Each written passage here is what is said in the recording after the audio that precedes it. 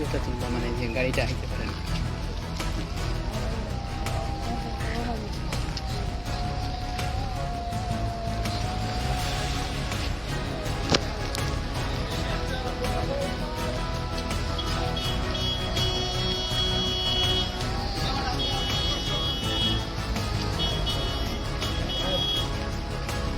কুমার চক্রবর্তী। কত হয়েছে এটা?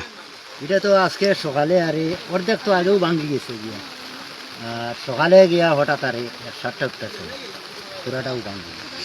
তো তো আমরা আর যাওয়া আসাও বেশি কষ্ট, গাড়িও যার আছে গাড়িও ভাইরন না। এখন তো এই যে রেলিং আছে এই রেলিং আবার তো মেলুকর রিক্স আছে, তো ওটাও আর আমরা তো হাতে করে গেছে আমরা দাবি করি আর ওটা দেখা লাগে আর অতি সত্তর একটা আমরা দেখা। আমার নাম শান্তনু মসুদ্র, গ্রাম নাতানপুর। আমরা যাতায়াত করি রংপুর, নাতানপুর এবং বিএসএফ এই পিডব্লিউ রোডে দিয়া। আজকে দীর্ঘ এক সপ্তাহ থেকে এই কালপাটটা রোডটার সামনে কালপাটের মতো ইয়া রাস্তাটা বিচ্ছিন্ন ইয়া পড়ছে। এখন আমরা মানুষ গরু মোষ ছাগল যাওয়া আসা খুব বেশি বিশেষ কষ্টকর। এটা আমি আমার কমলাক্কু স্যারডে জানাইয়ার এবং সরকারডে জানাইয়ার। আমার নাম শান্তনু মসুদ্র, আপনি চিনুন। এই রাস্তাটা আমরা অতি সত্তর করিয়া দেন। বাই চান্স রাত্রে একটা ডেলিভারি কেস হইলে মানুষ যাইতে পারতো না, খুব বিচ্ছিন্ন ইয়া পড়ছি আমরা।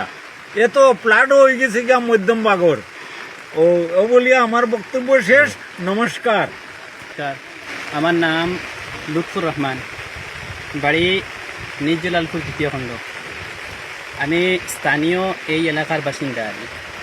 তো আজকে সকালে আমি বাড়ি থেকে বাইর হয়েছি আর যে জালালপুর যাওয়ার মানে খুচেরকুল বাজার যাওয়ার উদ্দেশ্যে আইয়া দেখি যে এই যে ব্রিজ যে এই ব্রিজের মধ্যে ব্রিজ ভাঙ্গা আগে আসলো মানে কিছু ভাঙ্গা, আজকে আইয়া দেখছি যে ব্রিজের অনেকটা ভাঙ্গি গেছে বৃষ্টির কারণে বা ফ্লাডের কারণে। বর্তমানে আমরা আসামের মধ্যে ফ্লাড মানে খুব বেশি দ্রুত গতিতে মানে বর্ধিত হয়েছে। এই ফ্লাডের কারণে আমরা মানে এই ব্রিজটা মানে ভাঙ্গি গেছে আর নিষ্পাজু আস্তাটা মানে খাই লাইছে বলতে আমি কই কাটিং বুয়ারিত যেরকম মানুষে বগদা মানে জিও করে একটু দিয়া মানে যেরকম কয়লা বাইর করে সেম তদ্রুপভাবে এই জায়গাটা মানে শূন্য হয়ে গেছে। এই জায়গাটার নাম কি?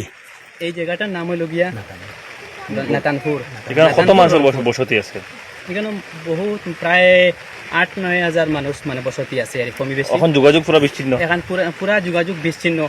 বিভাগীয় কর্তৃপক্ষের কিতা হইতেছে?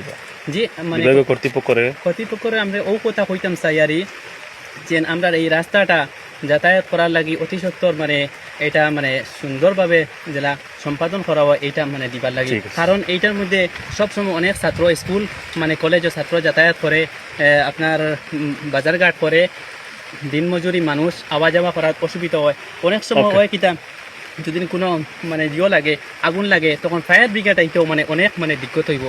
এই মুহূর্তে ডেলিভারি কোনো কিছু অ্যাম্বুলেন্স দিয়ে কোনো মানুষ যাতায়াত মানে করতে সময় কোনো অসুবিধা হইব। আপনারা কাছে আসাম সরকারের কাছে অনেক রিকোয়েস্ট করিয়া রয়েছে যে দয়া করে আমরা দিকে সুনজর দিবা। আমি আশাবাদী।